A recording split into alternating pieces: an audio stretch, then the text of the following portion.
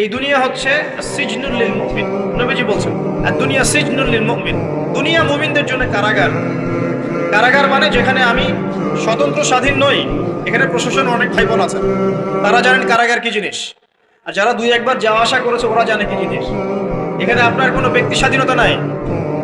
আপনি আপনার ইস্তেঞ্জা করবেন, শিশি যেতে পারবেন না, আপনি পারমিশন নিতে হবে, তারা নিয়ে যাবে, তারপরে যেতে পারবেন, তাও হ্যান্ডকাপ পরিয়ে। দুনিয়া সিজনুল লিল মুমিন, দুনিয়া মুমিনদের কারাগার। এখানে আপনি খেতে পারবেন না, খাবার আসবে তারপর খাবেন। ঘুমাতে পারবেন না, যখন ঘুমানোর আদেশ দিবে তখন ঘুমাতে পারবেন। তা কতক্ষণ ঘুমাবেন তাও ফিক্স করা।